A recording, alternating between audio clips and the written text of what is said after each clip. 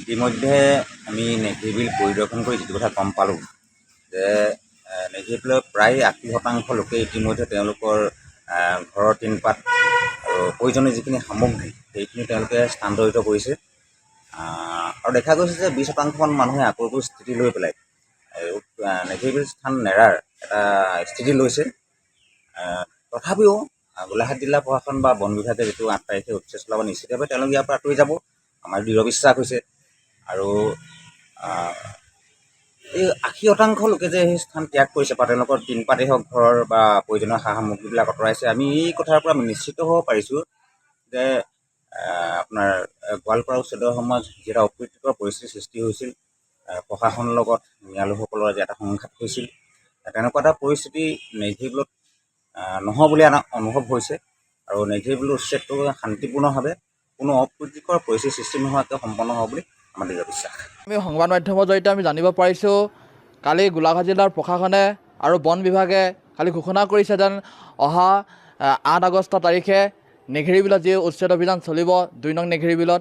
আৰু সেই তাৰ আপোনালোকৰ জৰিয়তে এইটো কথা সেই লোকসকলক ক'ব বিচাৰিছোঁ যেন যিসকল লোকক সন্দেহযুক্ত নাগৰিক বুলি জাননী প্ৰদান কৰিছে বন বিভাগে হওক বা গোলাঘাট জিলাৰ প্ৰশাসনে, সেই লোকসকলে অতি শীঘ্ৰে তাৰ পৰা তেওঁলোক যদি সন্দেহযুক্ত যিসকল নাগৰিকক জাননী দিছে তেওঁলোকে কোনো যাতে কাৰো যাতে সমস্যাৰ সৃষ্টি নহয়, কাৰো যাতে একো যাতে সেই উচ্ছেদ অভিযানত কাৰো যাতে একো ক্ষতি নহয় তাৰ প্ৰতি লক্ষ্য ৰাখি এটাই কথা ক'ব বিচাৰিছোঁ, তেওঁলোকে তেওঁলোকৰ সময় দিয়া মতে তেওঁলোকে সেই স্থানৰ এৰি তেওঁলোকৰ যি আগৰ যি স্থান আছে সেই স্থানলৈ উভতি যাওক, যাতে সেই অঞ্চলৰ কোনো অপ্ৰীতিকৰ সৃষ্টি নহয় বা তাত যাতে কোনো ধৰণৰ সমস্যাৰ সৃষ্টি নহয়, ৰাইজৰ কোনো সমস্যাৰ সৃষ্টি নহয়। তেনে ক্ষেত্ৰত আমি তেওঁলোকক অনুৰোধ কৰিছোঁ তেওঁলোকে সেই স্থানৰ পৰা বেলেগ যি তেওঁলোকৰ আগৰ যি স্থান আছিলে তালৈ যাতে উভতি যায় আৰু সেই অঞ্চলটো যাতে এৰি দিয়ে, তাৰ বাবে মই যিসকল সন্দেহযুক্ত নাগৰিক আছে তেওঁলোকক সেই ক্ষেত্ৰত মই অনুৰোধ কৰিছোঁ।